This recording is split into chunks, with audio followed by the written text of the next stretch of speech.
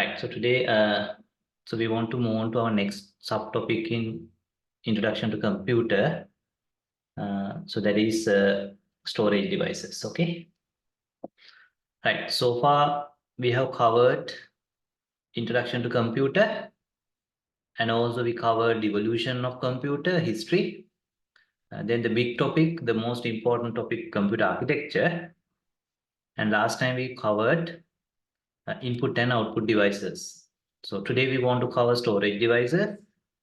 And if you have time, we will finish motherboard and completely finish the topic as well. Okay.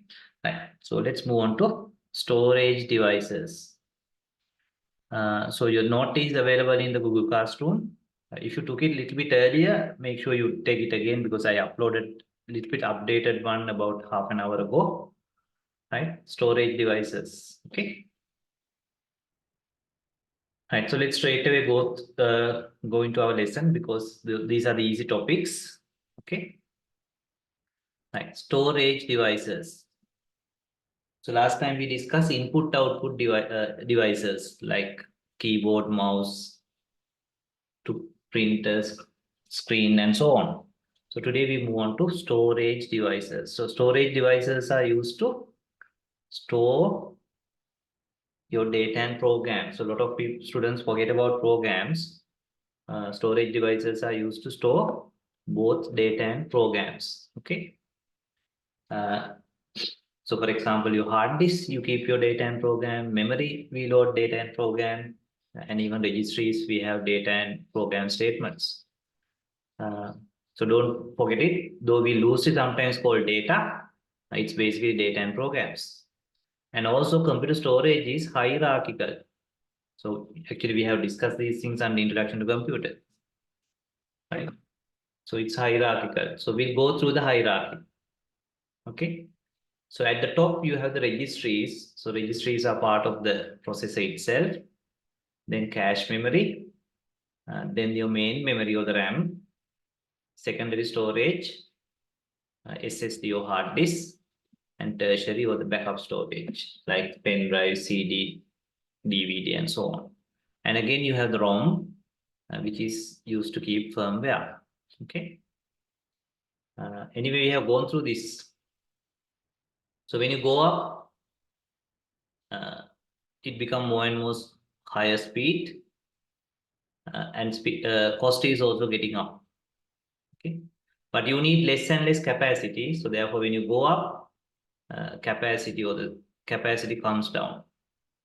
That is natural. That is because, for example, registries you just keep the currently running instruction, whereas your tertiary storage is backup storage. Main memory you keep currently running program segments and so on. Okay.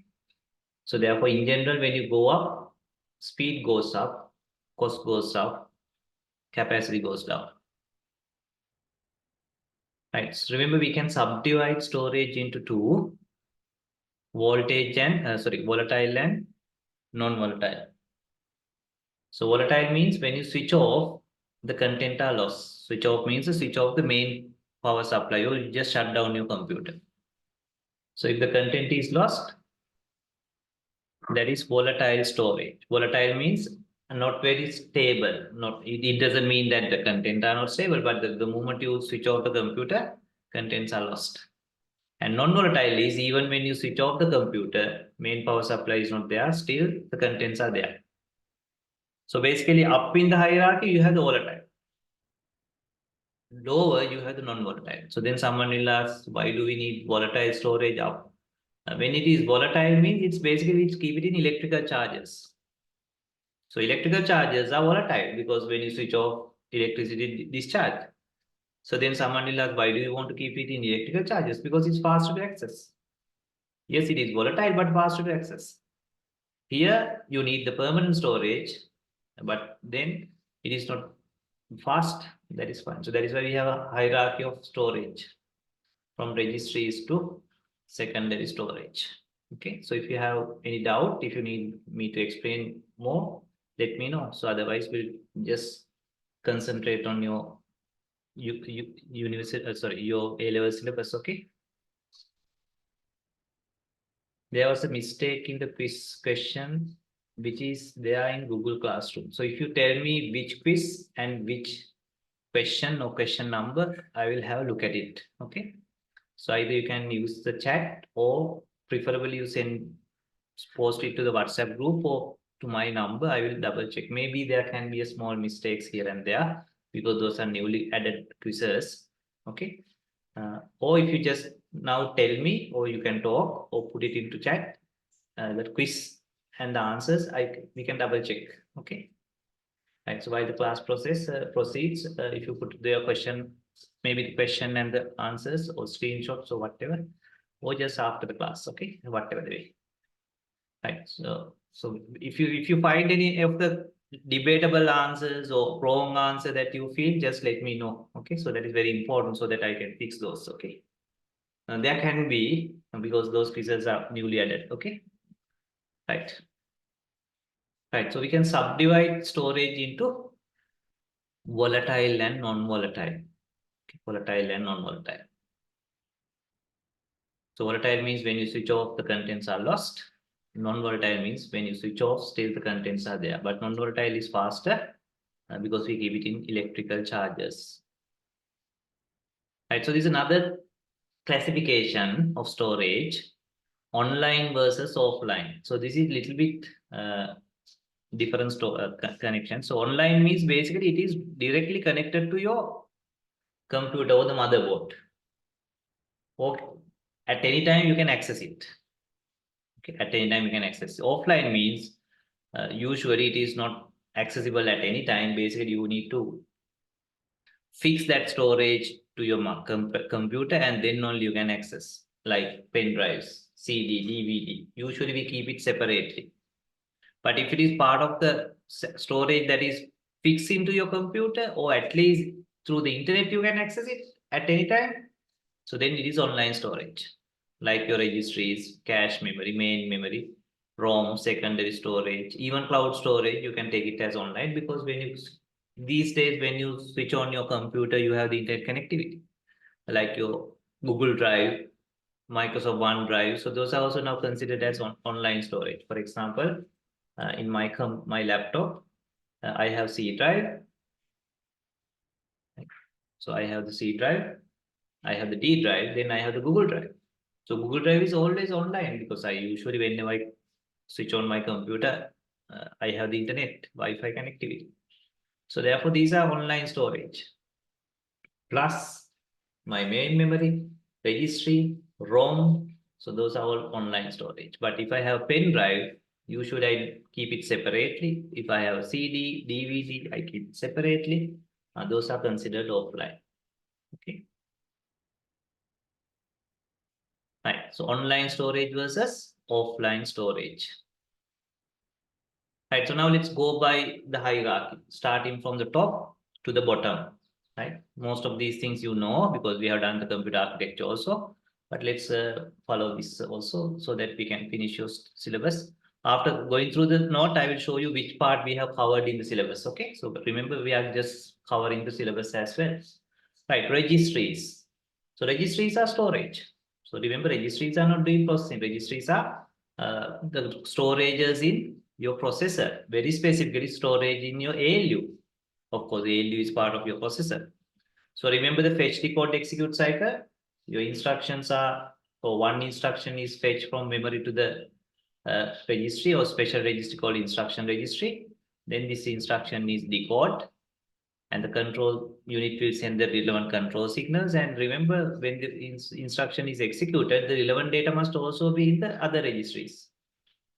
We call them general purpose registries. So usually those data is already loaded in a previous fetch, decode, execute cycle. So now when this processing instruction is executed, so you get the data instruction to the instruction registry and then decoded, and control unit will send the control signal saying what to do, and the relevant data is loaded to the ALU. So these relevant data is in also in the registries.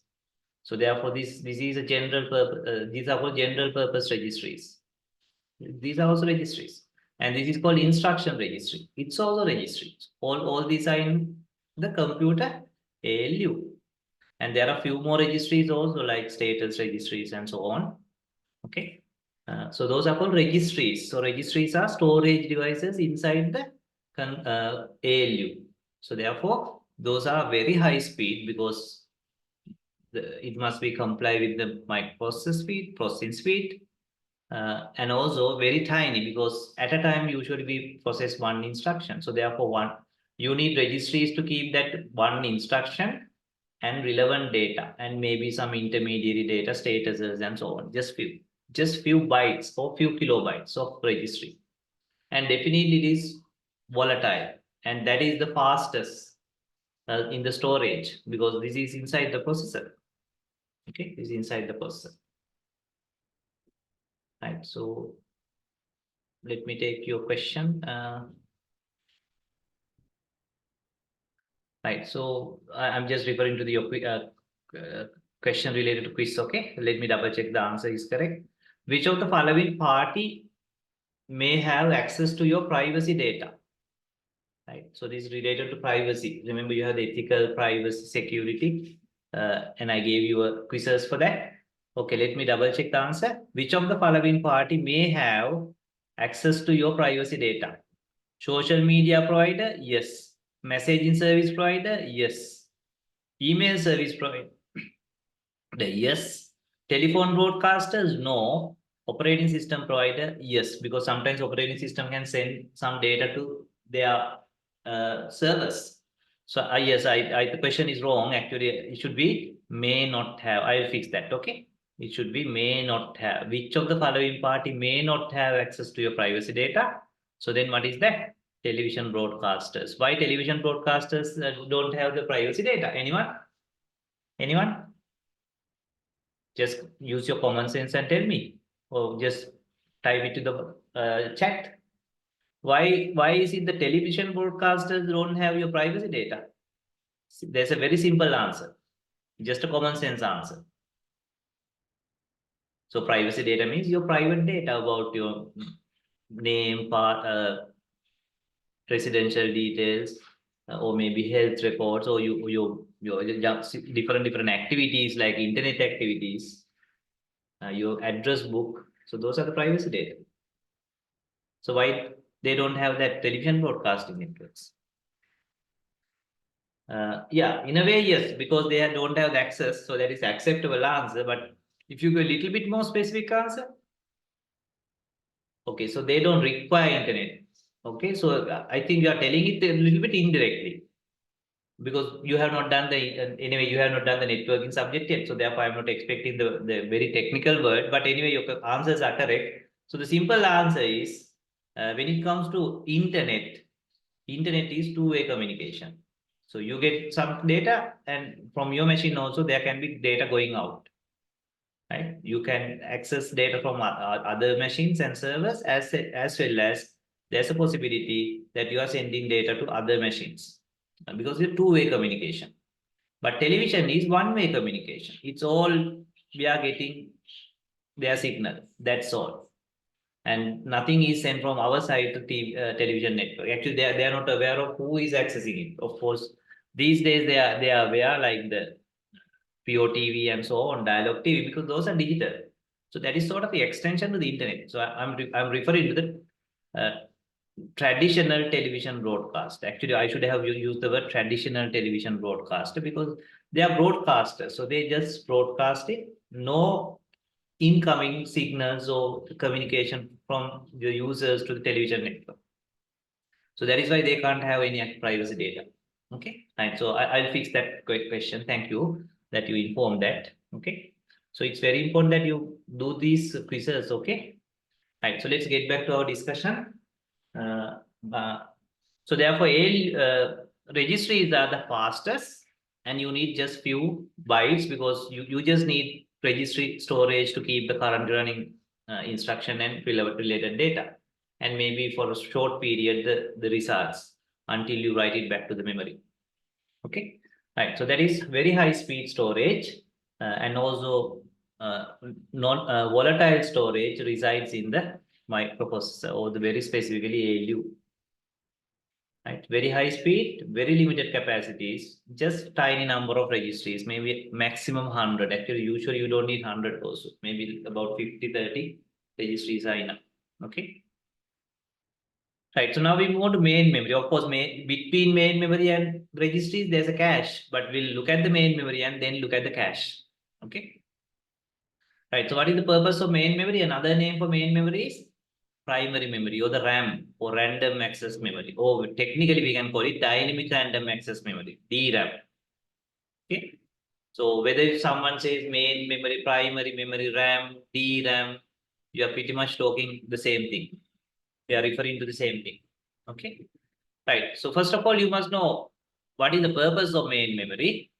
Main memory, or basically what is main memory? Main memory is part of your computer hardware which keep currently running program segments, right? Including the OS, part of the OS and related data. So make sure when someone asks a question, you give the best.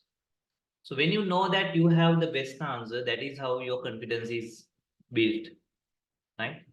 So you know that there's a heavy competition. So let's talk this openly. Okay.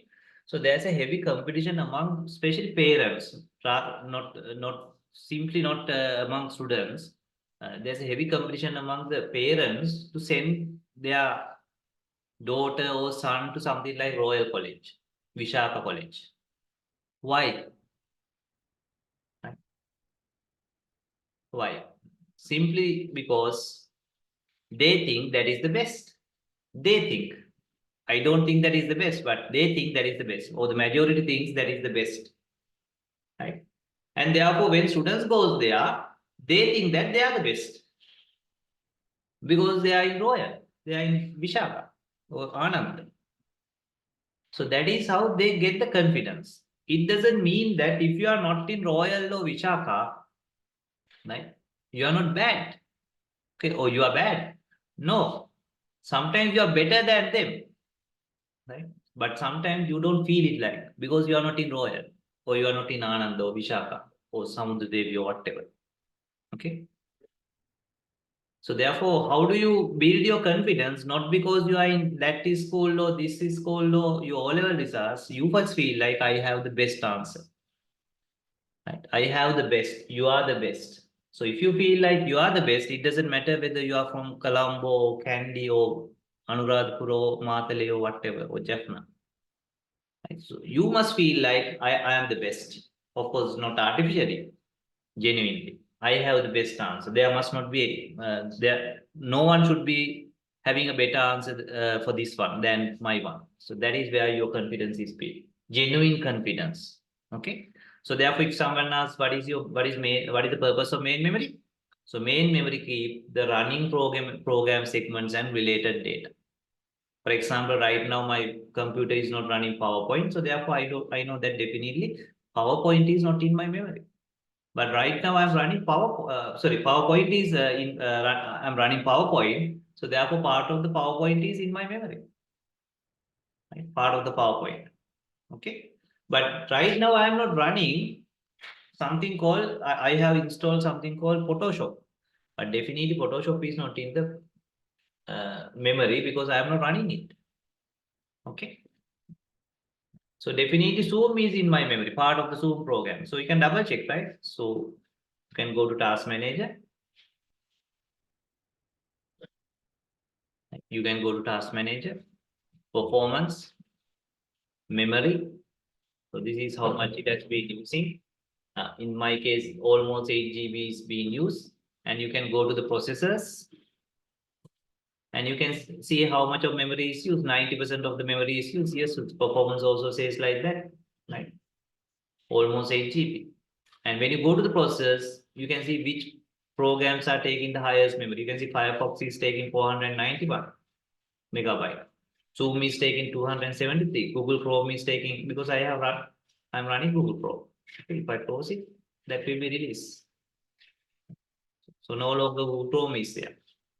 So that is, now you can double check whether your answer is correct. You can see PowerPoint, because I'm running PowerPoint, but not Excel, not Microsoft Excel.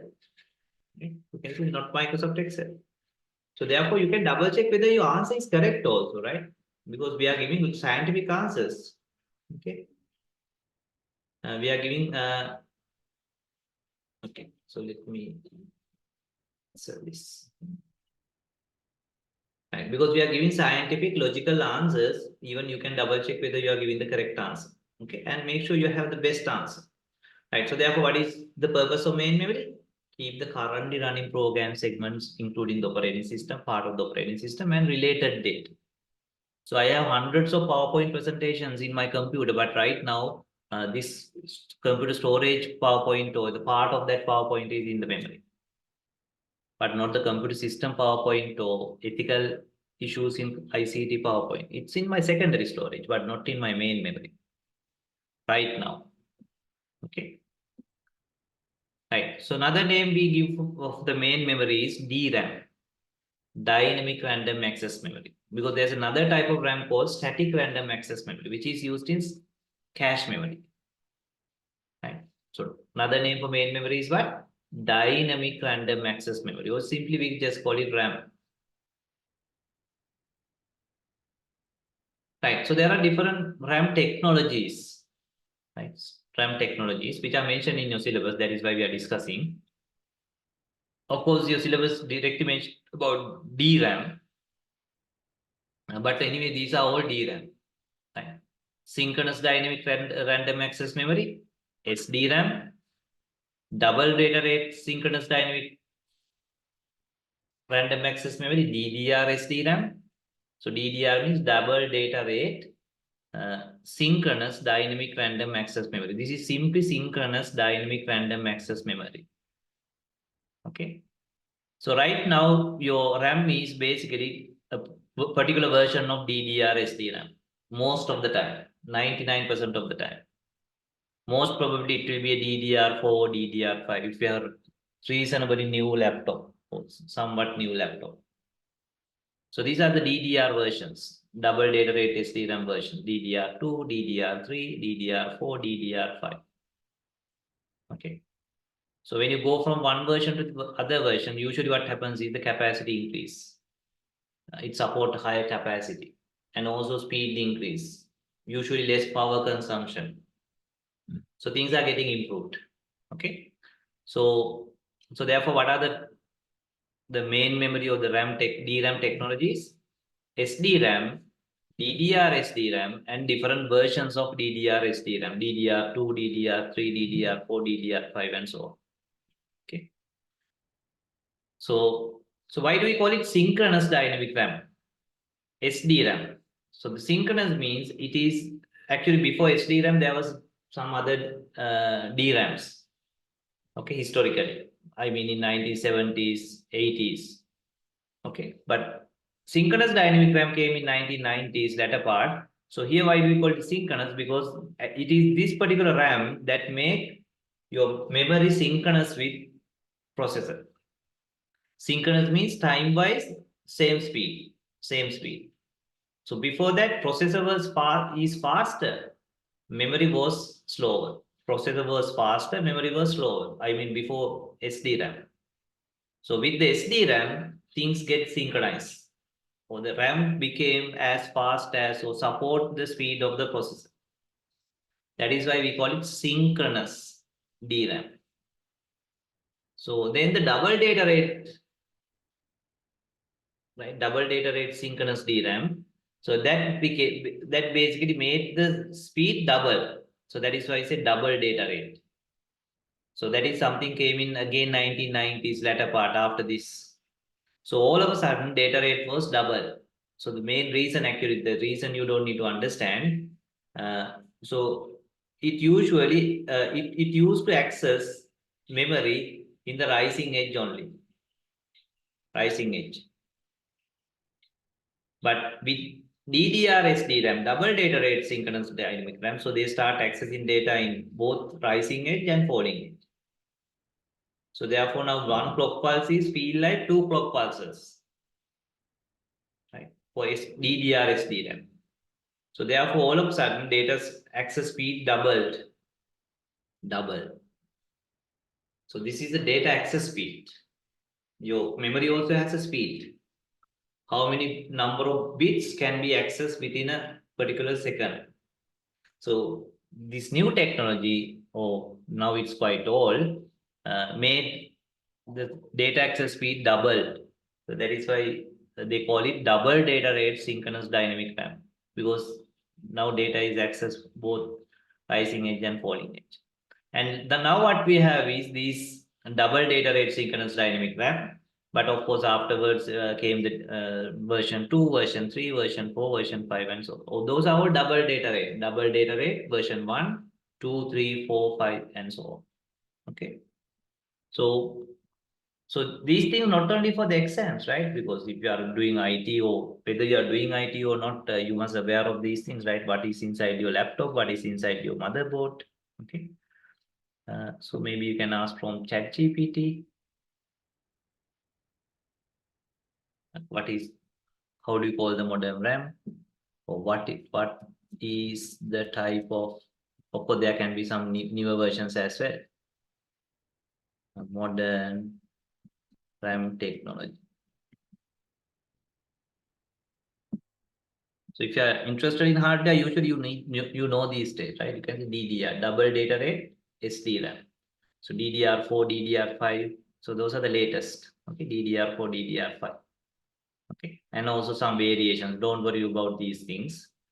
So those are some very special cases. But at least you must know that modern RAM is DDR SDRAM, double data rate SDRAM. Maybe little bit of the reason behind why do we call it double data rate, if you are curious. And which version we are now using. These days we are using basically version 4, version 5. Okay. So if you buy a laptop or something, right? So that is RAM technology. RAM technology, right? For the main memory. Remember, your memory, you can think of it as something like this, and something like this. So you have the memory address and you have the content. So the memory access is address is also numbers. Say 0000, 0001, 0010, 0011. You will discuss about memory address translation. What is logical memory address? What is physical memory address when we do the operating system? So that is after two more topics, because our next topic is representing data in computer, then followed by logic or the data processing, and then your topic is operating system. So by the time you move on to the operating system, you must have very good understanding about what is memory, because in operating system subject we have the memory management, process management, file management. The three subtopics. So in the process of memory management, so we are discussing about, we will be discussing what is logical memory, what is physical memory, what is virtual memory. So by the time you must have reasonable understanding about the storage hierarchy. Otherwise, you are not serious here, then you stuck in the operating system. So you know that not every student pass A-level ICT. So some students really miss it because they are not serious and they don't have proper foundation. So when you don't have proper foundation, how do you build the next topics like programming, operating system, web development, and so on, right? So therefore, so we are now looking at a little bit of hardware technologies. Okay, we are looking at them through more point of view of a hardware, because in the architecture we look at it in a more conceptual manner, theoretical manner, right? So as I told you, currently we are using DDR, double data rate SDRAM. So it has gone through version 1, 2, 3, 4, and 5. And when you go up version by version, the data rate is getting high. That means faster. Supported maximum memory capacity is getting higher and higher. And the power consumption is getting lower and lower, which is also important. Otherwise, how do you keep extended battery life for your laptop, right? You like to keep your laptop up with the battery power for maybe 12 hours. You like to keep your smartphone charge after charge at least 1 hour, 1 day. So therefore, memory is also the new technologies make sure that it use less and less power. It use less and less power. Right. So now let's move on to cache memory. Of course, cache memory resides in between your registries and main memory. So we discussed about this under computer hierarchy. Okay. So therefore, this is the second time we visit this. And typically you have level 1, level 2, level 3, sometimes even level 4, right? Level 4. So what is the purpose for cache memory? So now you must have the answer, right? So cache memory is used to speed up the overall processing. So it doesn't mean that your cache memory is doing processing. So then how does cache memory speed up your overall processing? Because cache memory is closer to your registry. So if this is registry, this is level 1 cache, level 2 cache, level 3 cache, and then the main memory RAM. So if you access a particular content, it keep copy of that in the cache. So therefore, whenever it access a particular content, need to access a particular content, your processor will always look at the level 1 cache, if not found level 2, if not found level 3, and if not found only memory. And if you take it to the memory, from memory, you put it into the L1 cache. So that next time there's a higher chance that you get it from the cache. So the cache is getting something from cache is faster for two reasons. One is cache is closer to the processor. Second one is cache is faster than accessing main memory, because cache use static RAM technology. Normal memory use dynamic RAM technology. So static RAM is faster to access than dynamic RAM. Okay. So then someone will ask, why is it? Or if you are a critical thinker, why is it static RAM is faster than dynamic RAM to access? Of course, static RAM is closer to the processor. That is one reason why it is faster to access. But the second reason is static RAM itself is faster. Faster means it doesn't do processing. Faster to store something and give something, give the value of the memory. So the main reason is at very high level. So DRAM, the why we call it dynamic is we need to frequently refresh it, because RAM is keeping set of ones and zeros. Every RAM, say this is a memory location, particular memory location, and maybe we have 8 bit of data. 8 bit of data means something like 10110010. So this is the current content of this memory address for the DRAM, right? Or main RAM. So these are charges. So DRAM need to keep refreshing this. Otherwise, the charge is lost. That is why we call it DRAM, frequently refreshing. So therefore, a little bit slower. But if you take cache for the static RAM, it needs it needs refreshing, but less refreshing. So less refreshing means it doesn't need to refresh it frequently. So therefore, when your processor access it, it's faster because it is not busy refreshing things. Okay, so that is why static RAM is faster than dynamic RAM. So static RAM is used in cache memory. Dynamic RAM is used in main memory. Okay. Right. So this is a comparison, as I told you. DRAM is used as your primary memory or the RAM, whereas SRAM, static RAM, is used for your cache memory. DRAM need frequent refreshing, therefore relatively slow, but static RAM, that is why we call it static, need less frequent refreshing, so therefore relatively fast. Okay, this is relatively slow. Relatively means compared to this. Okay, and this is relatively fast. And of course, static RAM is relatively expensive as well because it uses more advanced technology. Okay. Right. So any questions? Because now we have discussed about registries. Now we are more discussing it as under technologies, not like a computer architecture or computer science mindset, because we already had that discussion. Right. So the next storage we look at is read-only memory or ROM. Right? Read-only memory or the ROM. So remember, ROM is keeping your firmware, not your software. And ROM is part of your motherboard. It's part of your motherboard. There's a ROM chip and also the CMOS chip as well. Right? And again, see, ROM is non-volatile. So even when you switch off your computer, The content of the ROM will be there, just like the content of your hard disk SSD, CD. That is non-volatile. Okay. And why do we call it read-only memory? Because historically, manufacturers write to the ROM, their firmware, and in the computer you just read it. So therefore we just call it ROM. And actually that is how it worked. Old days ROMs were actually only read only. We can't edit it, we can't modify it, we can't delete it. Okay, that is traditional ROM. Still we use the word read only memory, but modern ROMs are not really ROMs. Right?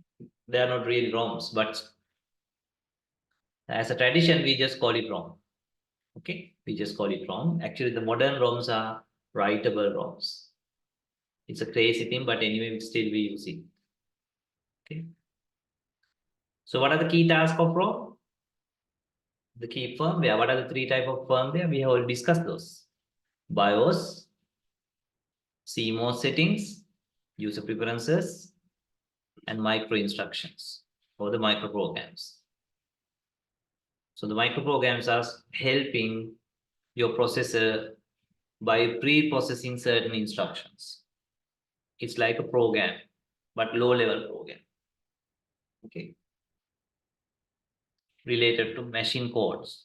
So the related to processor. It helps the microprocessor to process your Java or Python programs a little bit faster by doing sort of a pre-processing at firmware level before processing is given to the hardware.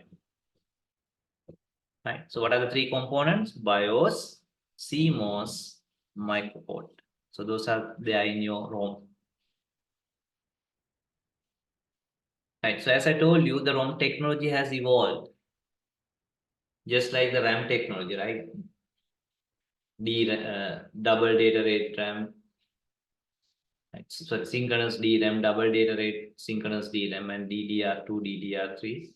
Things has evolved. So that is memory. And ROM also has evolved. As I told you, the early days of ROMs were really ROMs, and therefore now we differentiate those old days ROMs by giving them the name true ROM. Those are the really ROMs where manufacturer write in the computer, or the computer can only read. So that is the old days of ROM. Or now we call it true ROM. Because other ROMs are not truly ROM. Not read only. We can modify, delete. Right. So then came PROM.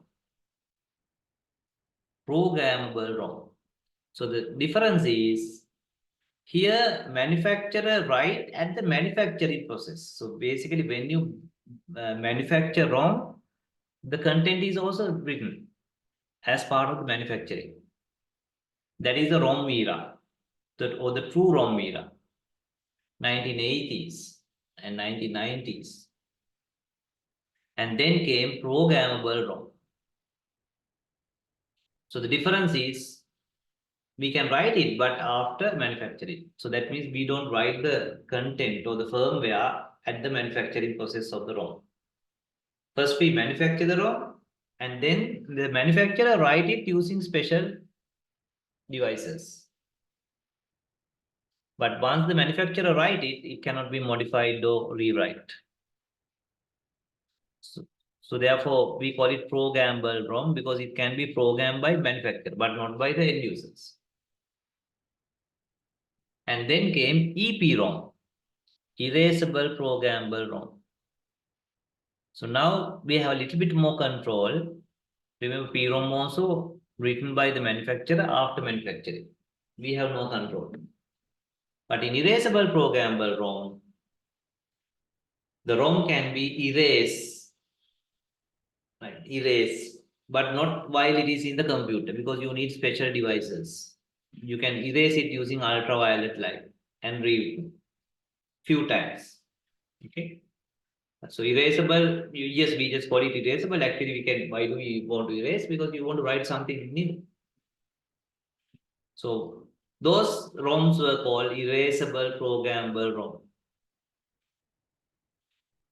And still the bad news is you need to take it to a special device, and only that device can erase and rewrite.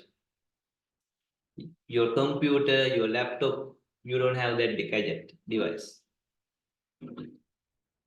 So therefore, though you don't need to go to the manufacturer, still it's a little bit of additional work. And then came electrically erasable programmable ROM. Actually, the modern ROM is this. So that means electrically means while your ROM is connected to your motherboard, we can electrically means while it is in the given the power. So we can erase it if you want, right? And also we can rewrite. You don't need to take your computer to somewhere else. While your computer is in your with you, as part of your upgradations, the ROM is upgraded. You don't need to take your laptop, desktop, smartphone to anywhere else. So that is why if you look at your task manager, settings, maybe I have explained this previously also, and go to updates. Some of these updates are, if you go to the update history, most of the time you feel like those updates are operating system updates. That is what they mostly say, right? Windows update. But in reality, some other updates are firmware updates. So basically, it updates your ROM. Right? Let's see whether are there any firmware update recently in my computer. These are all operating system updates. Right? So not recently. Right? You can see drive updates. So those are basically you can see Dell Inc. firmware. So this is firmware update, right? Intel firmware update. Okay. So this is a display driver firmware update. So you can see I told you that the firmware is not only in your motherboard. Some firmware is in your network card. Some firmware is in your graphic card. So you can see that it's not only your operating system is getting updated. Time to time, your firmware is also getting updated. So basically, why your firmware can be updated while you don't need to take it to anywhere, because these days, of course, your firmware is in ROM. But you can see that these days ROM is no longer ROM. Right? So we can erasable electrically we can erase. Electrically means normal way. We can erase, we can rewrite. Okay. So that means you don't need to take your laptop, desktop, smartphone to anywhere else or special device to modify your ROM. Right. So therefore, what are the how does it how has it evaluated evolved? True ROM or the ROM written at the manufacturing process, programmable ROM written by the manufacturer but after manufacturing, erasable programmable ROM you can erase and rewrite, but you need special devices. Electrically erasable and programmable ROM means you don't need to take your ROM anywhere else, right? Electrically, or while it is in your with you, your ROM can be upgraded, or firmware can be upgraded. Okay, right. So those are the types of ROM. ROM or true ROM, PROM, EPROM, EEPROM. Modern ROMs are EEP ROMs. Right. Any questions? Because this is an important topic. Sometimes you get one MCQ. I'm not saying that this is super important, but every MCQ matters. Right, so now we move on to the secondary and tertiary storage. So far what we have discussed is registries, main memory, cache memory, ROM. So now we move to secondary and tertiary storage. So why do we take it together? Otherwise, usually we take only one and then go to the next one, right? So what we take both secondary and tertiary together, the main reason is we use the same technology. In some cases, not all the time. For example, you can use flash drive as a or SSD as a secondary storage, as well as pen drive as a tertiary storage. Same technology. Normal hard disk as a secondary storage, external hard disk as a tertiary storage. But exception is pretty much CD, DVD, which is used only as tertiary storage. Very rarely we use it as secondary storage. Okay, so that is why we take it together. Right, so what is the big classification? Based on the technology, the both secondary and tertiary storages. One is the flash storage, that is the most widely used these days as the secondary storage. And then the magnetic storage, yeah, like your hard disk. So it used to be the number one, but now hard disk or the magnetic storage has become a little bit outdated because of the flash. These days, the modern technology is flash for secondary and tertiary. And of course, the optical storage, CD, DVD technologies. We can't forget it because still some people use it. Okay. Right, so now let's take one by one. One by one. Technology one by one. So let's start with flash storage because flash is the most widely or the most popular in modern era, especially if I say 2024. Okay, flash storage.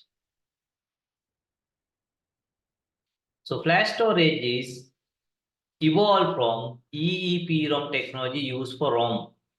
Of course, EEPROM was originally used for ROM, to keep firmware.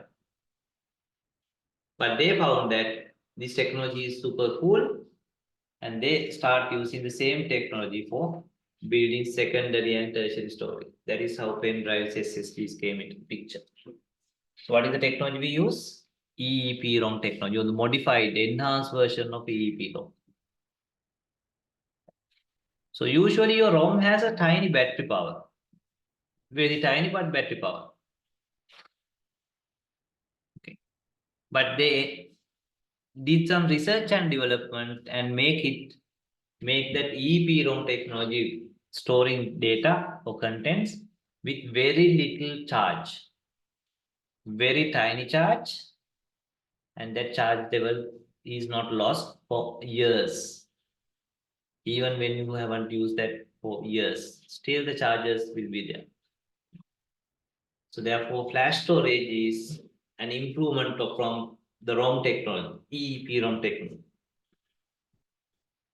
And why flash storage has become the most popular right now? Number one is high speed compared to magnetic. And also it's very stable because it doesn't have a moving part. It's purely electronic storage. Something like motherboard, there are moving parts, bit of mechanical things. CD, bit of mechanical things. But flash storage, no mechanical thing. So usually when there are no moving parts, mechanical things, those are somewhat stable, faster. Okay. So that is why flash storage is much faster as well as it's more reliable. Right? Usually, very rarely a flash or SSD will crash. Okay. Right. So that is called what? Flash storage. Very fast, can be made relatively small. So that is another advantage. And for example, if it is a hard disk, usually it's a little bit bulky. Of course, you can use it for laptop, notepad, okay, but not ideal for smartphones, tabs, because typically magnetic storage is bit bigger. But flash storage, very tiny. You know what? The size of pen drive. Actually, pen drive is oversized. The chip is just a very tiny thing. Faster, relatively small, and more reliable storage device. Right. So the flash technology, we can use it in different places. Like as a secondary storage, we heavily use SSDs as a replacement for hard disks. Flash technology. flash technology.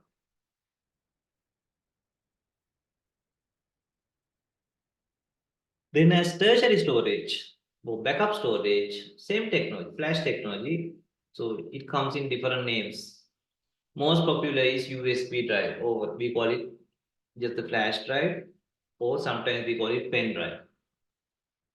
That is the most popular SSD or the flash-based technology.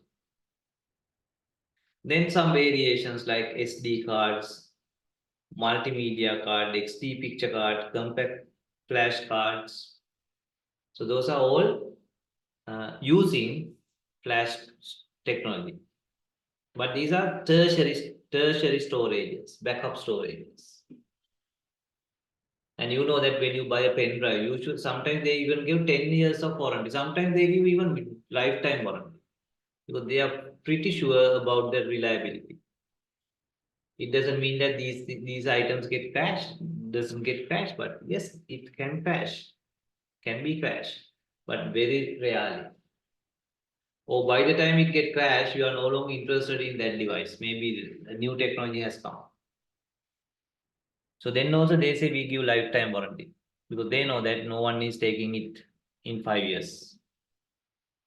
And these variations are USB card, secure digital card, or SD card, multimedia card, XD picture card, and compact flash cards.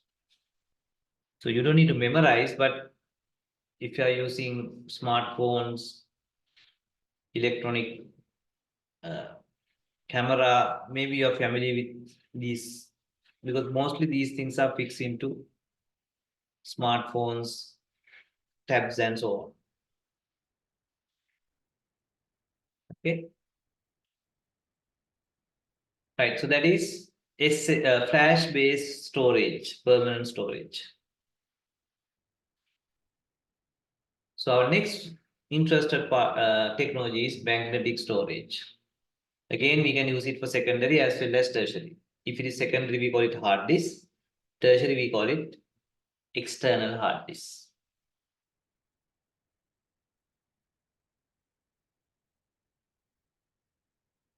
Remember in SSD or the flash technology, we keep a tiny amount of voltage or charge inside our unit, very tiny amount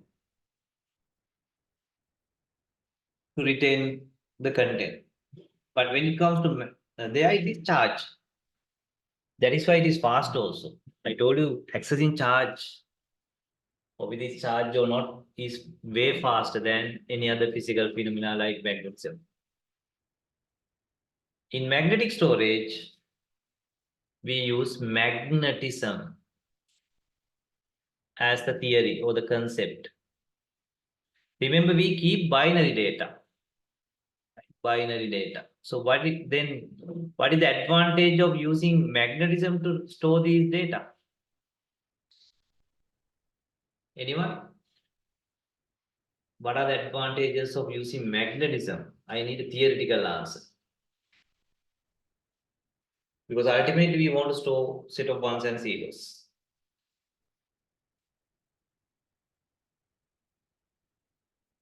Anyone? That's a very simple answer. So the simplest answer is why are we interested in magnetism? Number one is because magnetism is also binary concept. Just like in digital electronic, you have 1 0 or something like this kind of waves.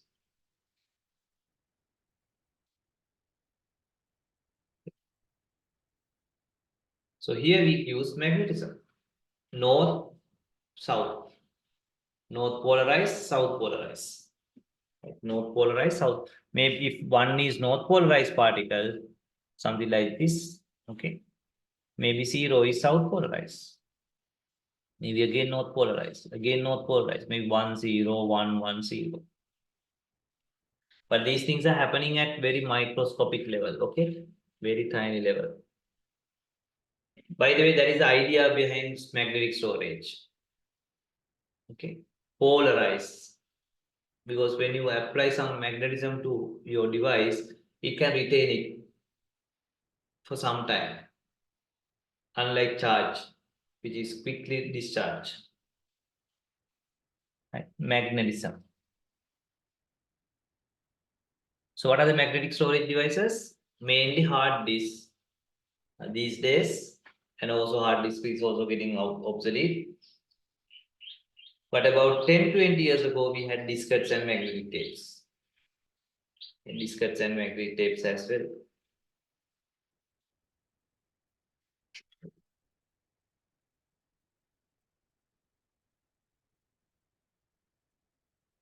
Okay, right. So we are not much interested about diskette and magnetic tapes, but only thing is you must know that these are also magnetic storage devices or outdated. But we'll look at little bit more details about hard disks.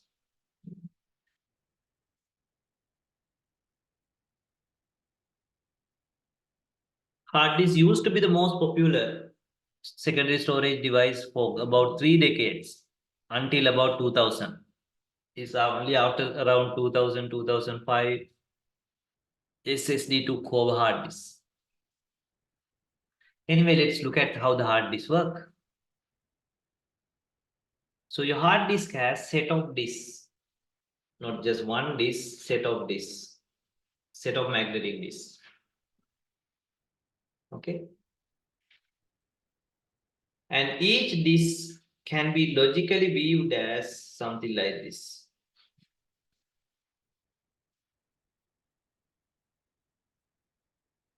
And so these circles are called tracks. And also we have these radial lines. So then you will get something called, these are the tracks, these are the radial lines. So then this portion or this type of portion is called segment or sorry, sector, data sector. So basically you write your files or your computer write your files to these sectors in the hard disk, if you of course if you use hard disk. And every disk has sectors. Okay, and also these disks are not independent, so they all rotate together. Okay. Rotate together. So that is how hard disks work. So when you want to access some data, read or write, so if each disk has read-write head. Each disk, they are in the same location, something like this. Okay, so they are in the same location also.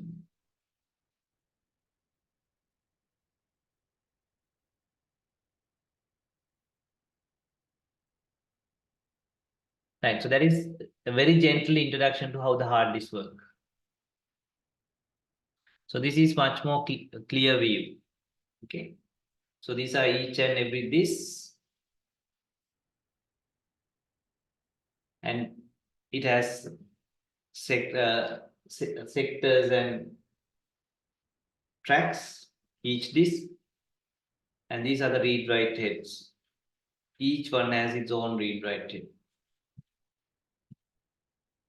So this is how the read-write head looks for the topmost disk. And you can see the another read-write head, another read-write head. And when your processor or computer want to access something from the hard disk, it first rotate all these rotate together, rotate until your content is under one of the read-write head. Of course, if it is a bigger file, usually your other content will be somewhere here. Okay. So once it rotates, then maybe you need to take it to the correct track. Then there can be lateral movements of the read-write head. And then you can transfer it to your machine or whatever. That is how it works. So that is why accessing hard disk is somewhat slow, because all these things must happen. Right. So the first it must rotate so that your data is on the correct track. And then of course it need to adjust the read-write head. Okay. Then of course you can transfer it to the memory, or you are taking it from memory to the hard disk.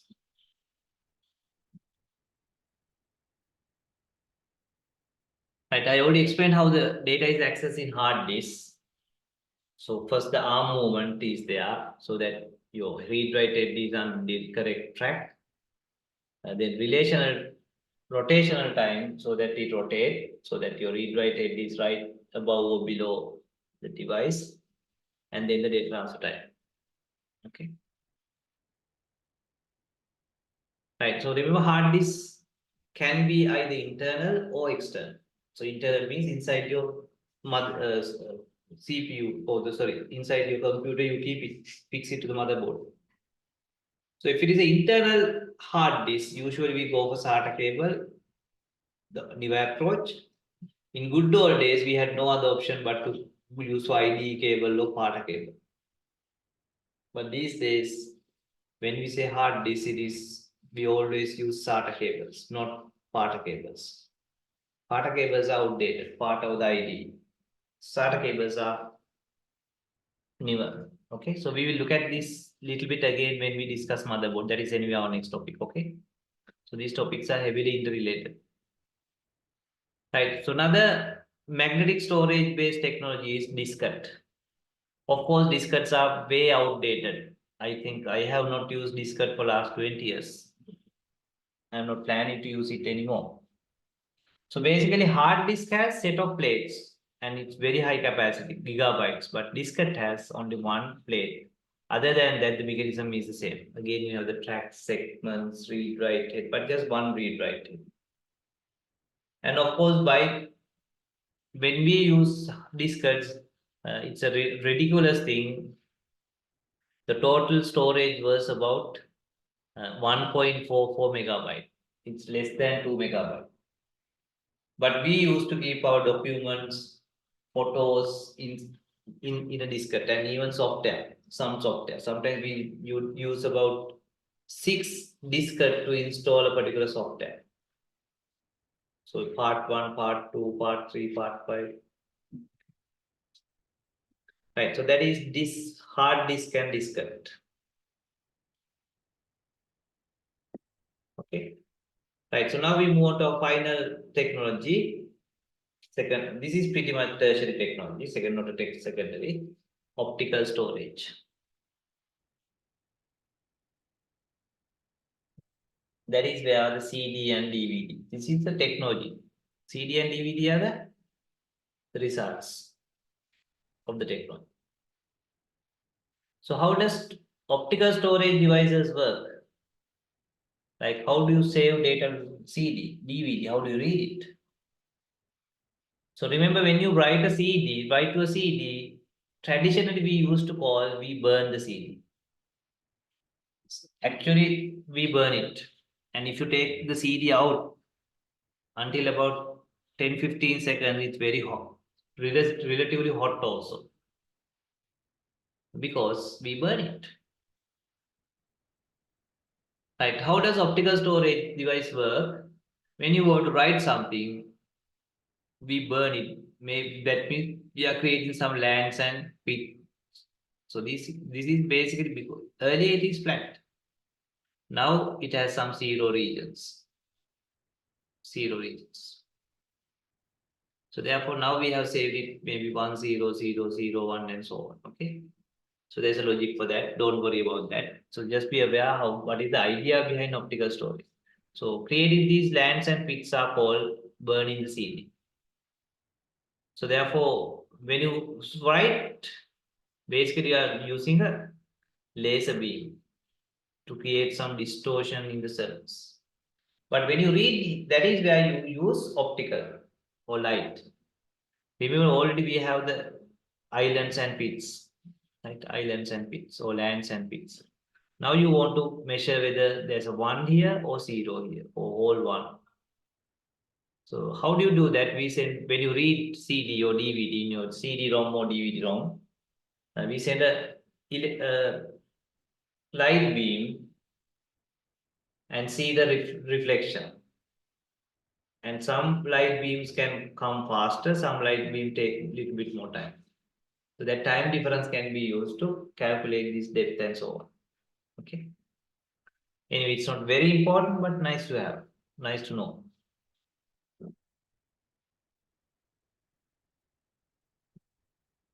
Right. So that is the theory behind optical storage. By the way, optical storage has become obsolete also, very obsolete, just like hard disks. So therefore, in 2-3 years time, of course, even today, very rarely you find someone using CD and DVD, or someone writing a CD or DVD. So as I told you, there are two main technologies: CD, compact disc, and DVD, digital versatile disc.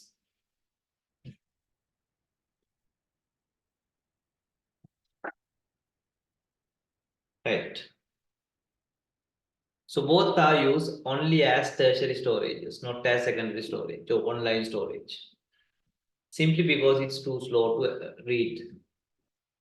And writing also is a special operation, not like writing too hard, not write like doing it in a very simple level. Okay.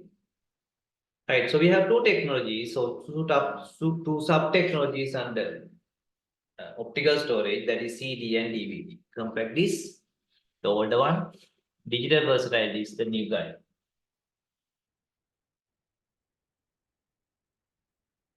Right. So there are some variations of CD technologies and DVD technologies as well. So these are DVD, these are CD. And it's very easy to remember also in case they ask, of course, these things are in your syllabus. I will show you the syllabus later. So you have the CD-ROM. CD read-only memory. You can see the word ROM is everywhere. And also it's sort of a crazy word because it's outdated now. CD-ROM means CD read-only memory. It's a CD. So there again you write it at the manufacturing, or the CD manufacturer write the content at the manufacturing. And users can only read. Users can only read. So therefore obviously it is called CD-ROM. And then came CDRO, sort of a writable series. But you can write only once. CDR you can write only once, or burn only once, but you can read many times. But if you want to write many times and also read many times, you go for CDRW.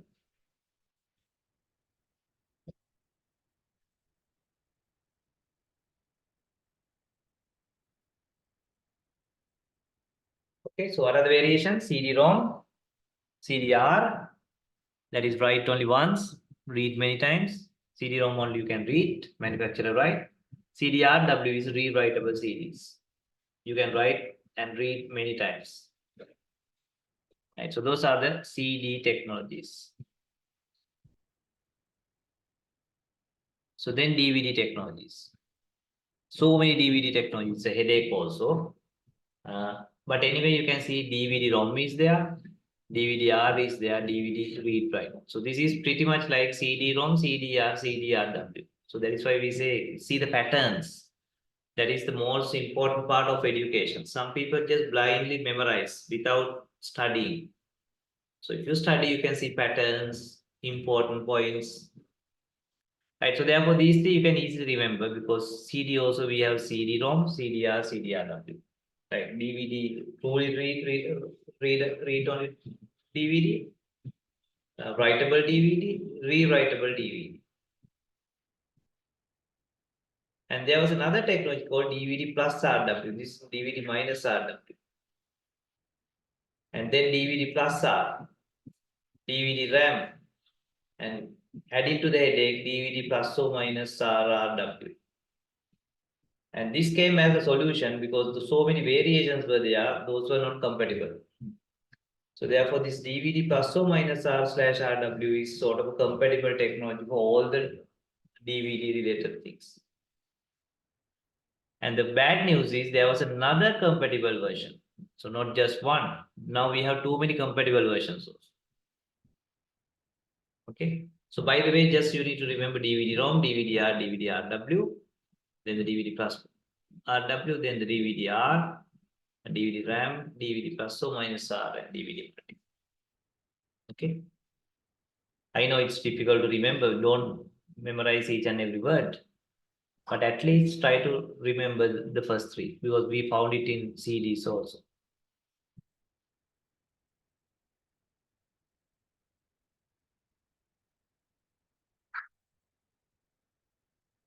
Right, that's it. That's it about storage. Okay. So let's look at what we have covered in your syllabus today. Definitely we look at this part, storage devices, fixed internal hard disk, portable external hard disk, magnetic tape, optical disc, CD-ROM, DVD-ROM, then CDR and DVD-R, then CD-RW and DVD-RW, then other technologies like DVD, RAM, Blu-ray. So those are the DVD plus or minus, blah, blah, blah, and the multi. And also what is flash memory, right? Min disk. We have not discussed parallel and grid computing because that is little bit something we need to cover separately. And also we have discussed the main memory or the RAM, the variations of the RAM called synchronous RAM, double data rate RAM or static RAM versus dynamic RAM. Basically, static RAM is flash, dynamic RAM is main memory, and its variation of main memory called SDRAM, synchronous DRAM. And also these days, of course, it is not SDRAM. These days, it is double data rate SDRAM. So therefore, your syllabus has only mentioned SDRAM, but anyway, double data rate SDRAM is also SDRAM. So therefore, you better remember that. And finally, we look at the non-volatile memory like ROM. What is programmable ROM? What is erasable programmable ROM? What is electrical erasable programmable ROM? The modern ROM is EEPROM. And of course, comparison of magnetic, optical, and flash storage. Right. So we are pretty much done. Actually, we have pretty much done with your syllabus. Second topic. Okay, second topic. But consider this next topic as a bonus topic.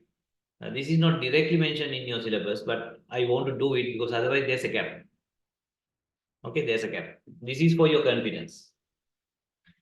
Right. So our next topic is, of course, we have fully covered the topic 2 in your syllabus. This is just for your confidence also. Motherboard. So don't take because this is though this is not directly mentioned in your syllabus, don't take it lightly because there can be indirectly some questions. Okay. Actually, they have asked some question also, but not you don't need to memorize these things. Okay. Just naturally remember. Right. Motherboard, or basically system interfaces, expansion cards, and ports. Basically, this is something you should have done in your O-level ICT, but I know that not everyone has done O-level ICT. So that is why I want to do this, okay? As a sort of a supplementary. Right, so remember computer is general purpose device. So therefore, it's fairly complicated device. So therefore, we use component-based architecture. Actually, I'm now telling this I think maybe fifth time saying that computer use component-based architecture because it's component-based architecture. Okay. So it's a set of components, right? Your hard disk is there, SSD, maybe hard disk or SSD. Processor is a component, RAM is a component, uh, cache is a component, ROM is a component, input-output devices are definitely different components. That is why you can easily replace your keyboard, mouse, monitor, printer. Sometimes printer is bought separately also. Right? So then motherboard is the one that hold things together, held things together. And motherboard has some system interfaces so that you can fix other components. The interface means like a slot. And there are expansion cards we can use to add those components or fix those components to the motherboard. Okay. And we have the ports in the expansion cards. Ports. Ports are the things that the end users work with, like USB port, HDMI port, Expansion cards are inside your mother computer, like SATA, PCI, or the sorry, cards are like sound card, RAM, VGA, and so on. Okay. Right. So I already explained you that computer use component-based architecture. So what are the advantages? Now you must know. Now you must be able to give me 5 advantages of using component-based architecture. 5 advantages. What are the advantages?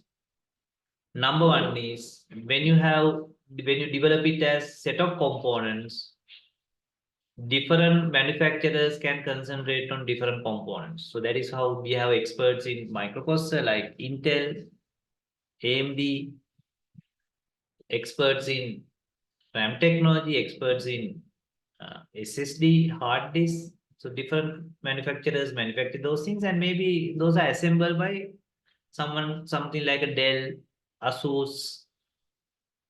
Okay, so that is easy to the manufacturing process can be, because it's so complicated.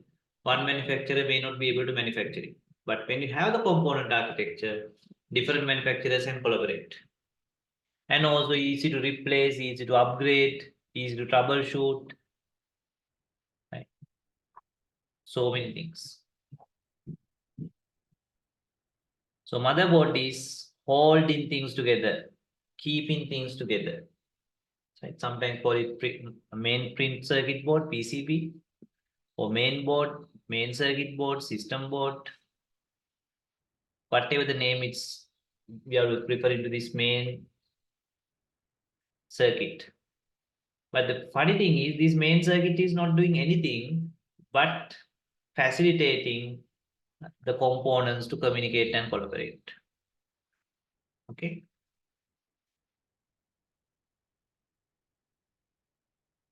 Right. So this is sort of a look and feel of a motherboard. This is old motherboard actually. So why we are looking at a older motherboard? Because those motherboards are somewhat simpler, right? Simpler. Uh, because these days the new motherboards are very compact, very difficult to see the components. Okay.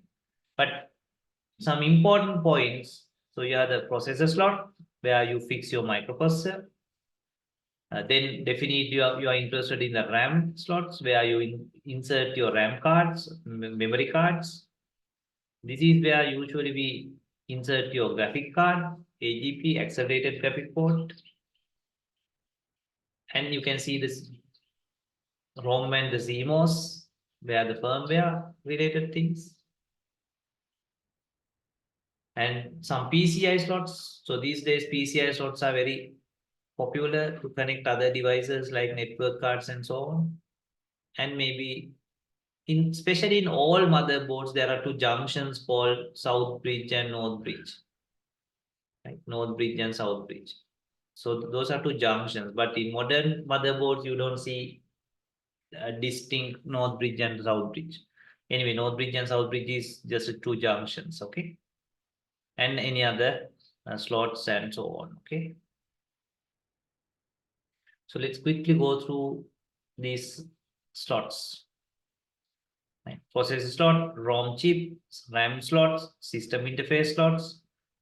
ROM chip means usually ROM is also given by the motherboard manufacturer. So therefore, it's not a chip slot, rather the chip. But other things, they are just the slots. Okay, just the slots.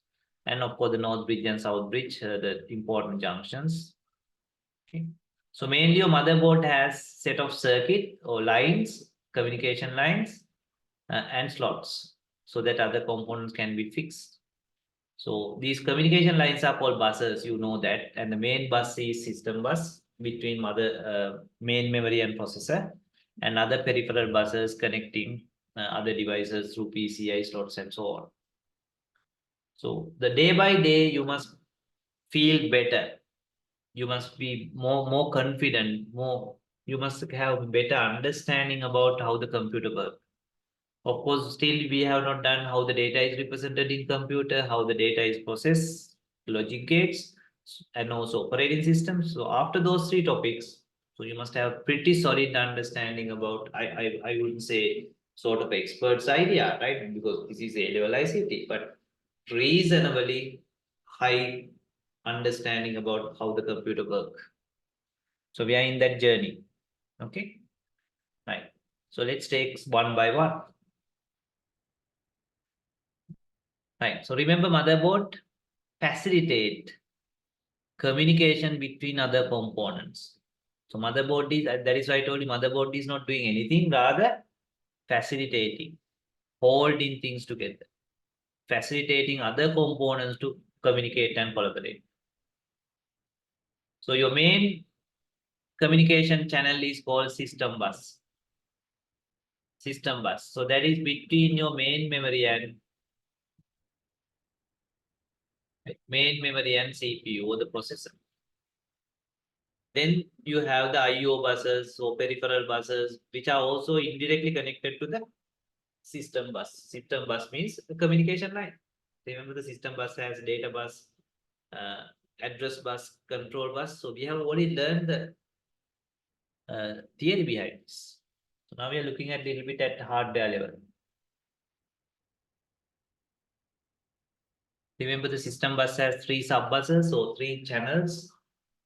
Data bus used to send memory contents, address bus used to transmit memory addresses, control bus used to transmit control signals from control unit. Right? So each one is a number. So data bus sends maybe memory content like this. Address bus send a particular memory address in binary. Control bus send a particular control. Control signal is a number. So that number is representing that particular control that each and every component has agreed. Okay.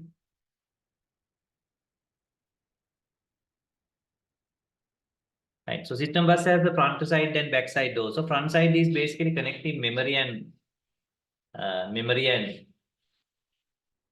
processor, whereas back side is to connect other I/O buses, other input-output devices. That means that connecting to the PCI slots, SATA, and so on. So if you look at this diagram, you can see the system bus has the front side and the back side. The front side is connecting the memory and CPU. Back side is connecting the basically connecting to the other I/O buses. Okay.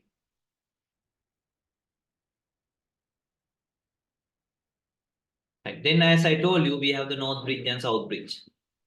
But in modern computers, this concept of north bridge and south bridge is less important. But anyway, it's easier to understand traditional motherboard. So you can see this is the north bridge, which is sort of connected to the system bus, CPU and memory. And also graphic cards are usually connected to the north bridge. That is also graphic processor. You can see main processor, graphic processor, memory. So those things are sort of connected through north bridge. So north bridge is the high traffic area because you have the processor, graphic processor, memory. Those things are connected to the north bridge. The north bridge has a connection to the south bridge. And south bridge, you have the PCI slots, ISA slots, right? ATA or the PATA, SATA slots, and so on. Those are relatively slower devices compared to these ones.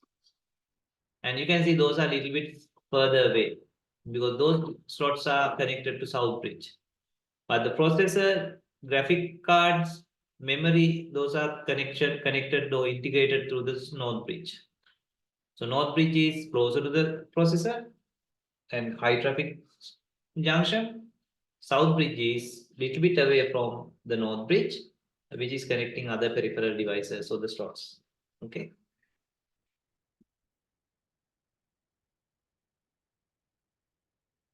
Right. So now let's look at not all the system interfaces, maybe just some of the interfaces. Okay. Some of the interfaces. Of course, we are really interested about the processor slot. AGP interface, that is where we connect your graphic cards. This is where we connect your microprocessor.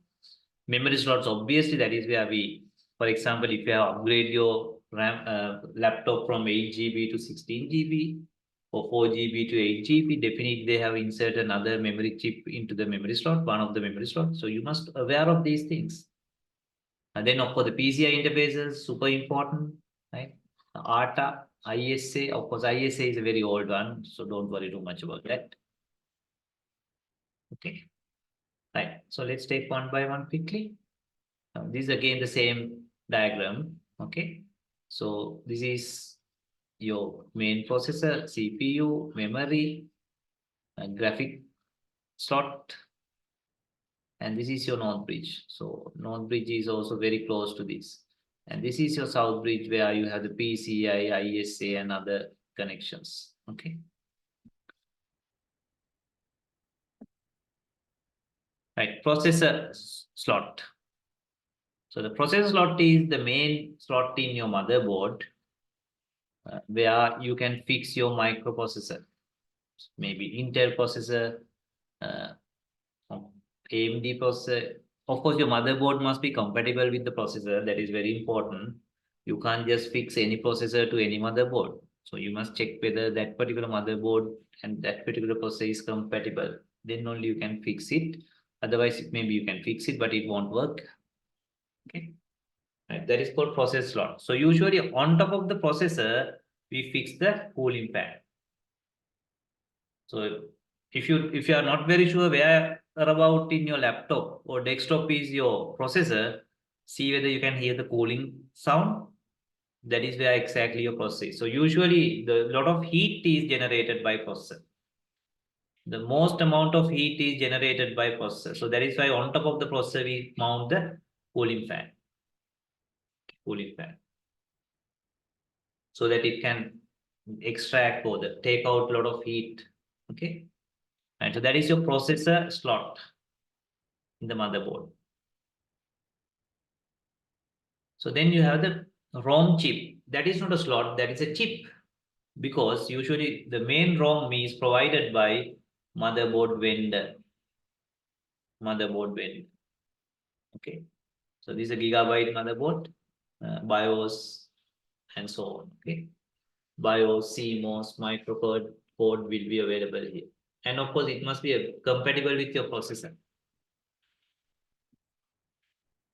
Right. So then the AGP slots, accelerated graphic port. So remember I showed it somewhere here, AGP slot, main processor. This is where you connect your graphic cards and your memory.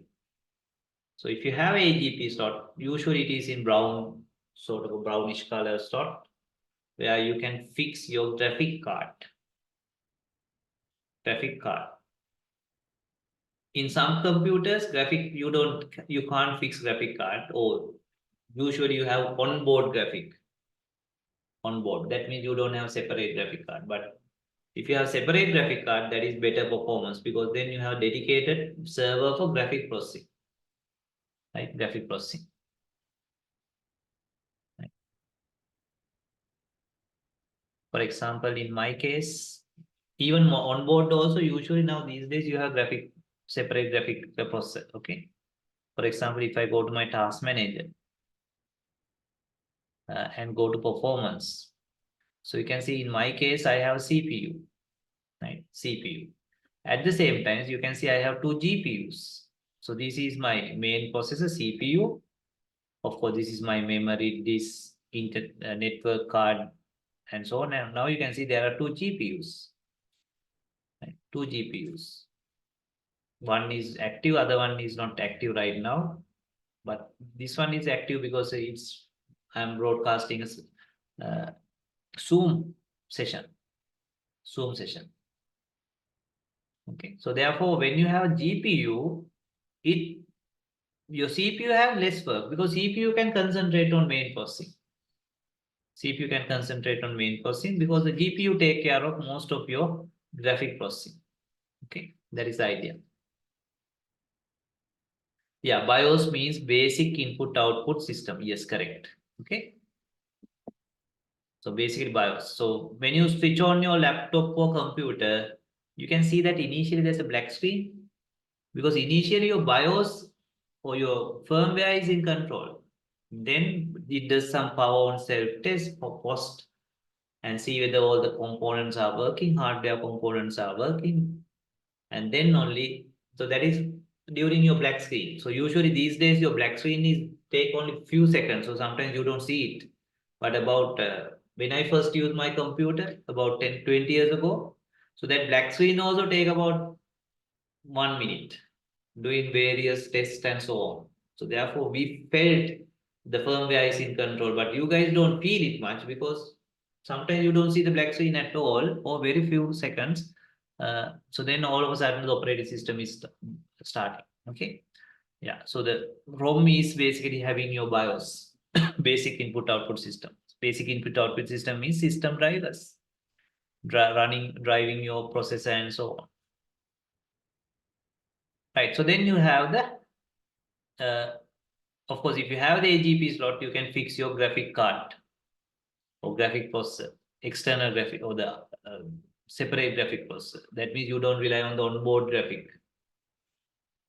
So then the memory slots, that is where you fix your memory cards.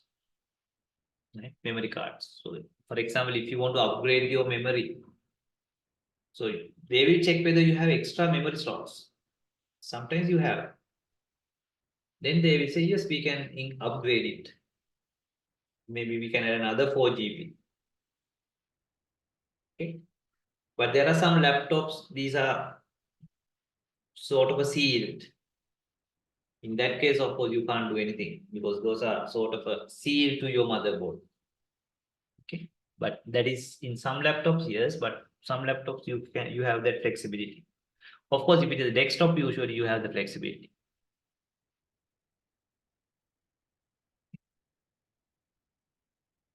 Right. So then PCI slots. So the PCI slots, usually you have 2, 3, 4 PCI slots. So PCI slots are something like USB for ports. So now most early days we had a lot of ports, parallel port, serial port, PS2 port, right? But these days when we say port, it is USB, HDMI. So USB has sort of a generalized and replace almost all the other ports. So similarly in motherboard level, of course, then we don't carry ports, rather slots. PCI and the PCI Express, that is the new version, has replaced almost all the other slots because PCI is sort of a general slot that accept almost any component, like even network cards, even graphic cards, some graphic cards. Okay. So therefore, the most important slot other than the microprocessor slot, graphic card slot, and memory slot is these days PCI slots because we can connect almost any other device to a PCI slot, and usually you have about 3-4 PCI slots in a motherboard. Okay. So remember, I showed you PCI slots are something like these white color slots. Okay, so these are the PCI slots.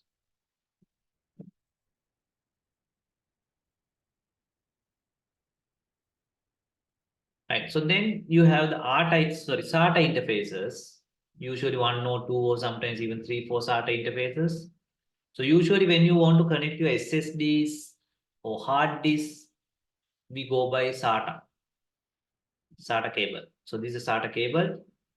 One part is connected to your SSD or hard disk, other part is connected to one of the SATA slot interface.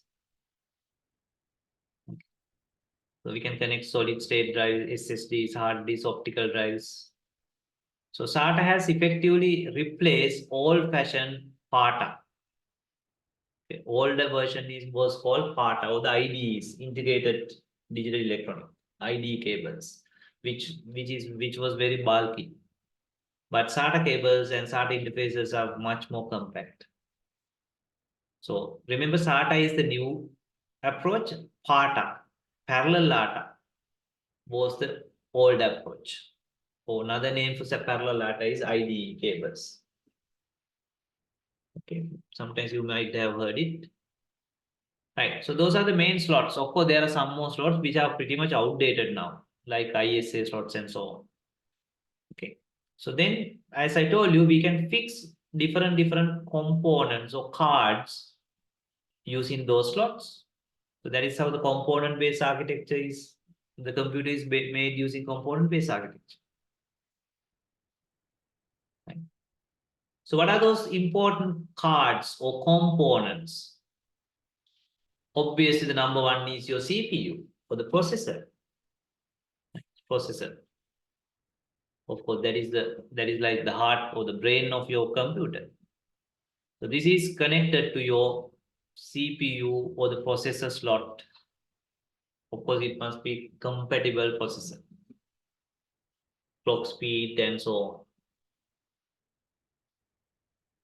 So then, if you need a separate graphic processor or graphic card that you can connect to the graphic accelerated graphic port or even PCI Express slot. That means you use separate dedicated graphic processor. As I told you, either you can go for dedicated graphic processor like GPU, or you can use onboard integrated graphic. Integrated graphic. That means on board. Motherboard has a sort of a built-in graphic processor. Or it use the your main graphic processor. That is integrated graphic, which is cheap but not high performing. But these days, mostly we go for discrete graphic or the separate graphic card. So graphic card has its own processor, graphic processor, and sometimes its own, not sometimes, its own cooling fan, and so on. Just like your main processor. Okay.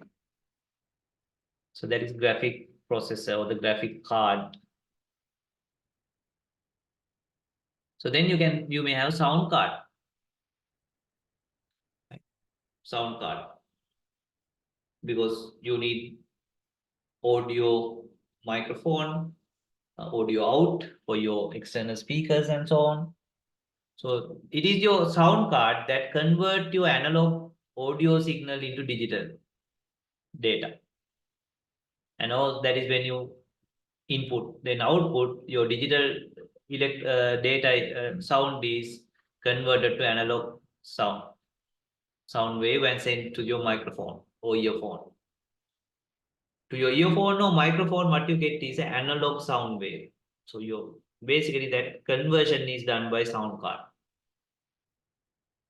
Okay. Sound card. That is not very expensive, very cheap component. Then the network interface card, NIC. So remember, you have a topic called computer networks. That is after system analysis and design. And there you will learn more about network interface card. So your NIC has some ports, maybe wired ports like Ethernet port or PS2 ports. And if it's a wireless, that is where you have the Wi-Fi, Bluetooth aerials. So those are in your NIC or network interface card, maybe wired network interface card or wireless or both. And again, usually we connect that to a PCI slot. PCI slot. You just fix it to the PCI slot and expose these through the cover casing so that from external you can connect the network wire cable. Of course, if it is wired. That is called what? Network card. You can see we heavily use component-based architecture. So that is converting your analog signals into digital, digital into analog, and so on. You will learn these things like modem, modulator, demodulator. Because outside what you get is analog signal, and inside what you need is digital signal. Those things are done here. Like network interface card, and usually we fix it to a PCI Express slot. Okay. Then the USB cards. Of course, these days you don't see it as a USB card because especially in laptops, your USBs are here and there. right? But especially in desktops, especially if it is something like assemble machine, usually you can clearly see there's a USB card, and from the USB card you have the USB ports. Okay, USB ports. So that is facilitate USB connectivity, because these days anything can be connected to USB other than your graphic. For that, you of course you have the HDMI multimedia. Now you can connect your pen drives, even your printers, scanners, external hard disks, you name it. Almost everything support your USB ports. Okay. So usually USB card has set of exposed set of USB ports. So sometimes these days the motherboard has built-in USB ports. Okay.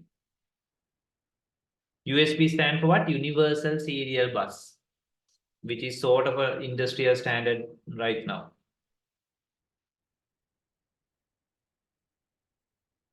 And of course, some ports. Remember what we discussed is slots and cards. Cards are fixed to the slots internally. But ports are something the end users can manipulate, use. Ports are exposed to the outside or the users. Usually, technical people will work with PCI slots, AGP slot, because it's inside your laptop or computer.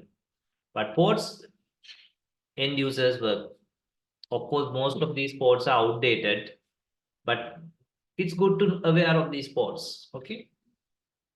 Right. Of course, the USB port. Of course, the USB port is not outdated. USB port is the most important port right now, because usually you have at least 3 USB port these days in your laptop, your desktop, because almost anything can be connected to USB. Keyboard, mouse, printers, scanners, okay, external hard disk, pen drives. So that is why we call it universal. It's common standard, universal serial bus. And you can connect any device that you want to communicate in a short distance, or just you fix the device to the port itself. And another advantage is your USB port can provide moderate amount of electric power also, because sometimes your device needs power. Of course, you don't get very big power like a printer. Of course, that power is not enough. But for external hard disk, so that power is also given by the USB. That is advantage. Right? That is advantage. Otherwise, you need separately power. For example, if it is a small uh, speaker, so sometimes that USB power is enough. But if it is a very powerful speaker, USB power is not enough. So then you need to externally provide the power. Okay. Right. So then Thunderbolt interface. Thunderbolt interface is sort of a proprietary from Intel and Apple, but it is compatible with USB-C. USB-C. Okay. So therefore, Thunderbolt is also like the USB, but it's a little bit proprietary from Apple, especially Apple computers. Okay. But the good news is those two are compatible.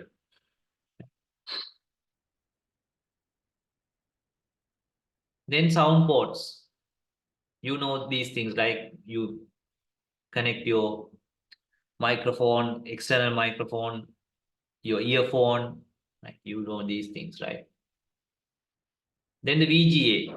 VGA is the old technology.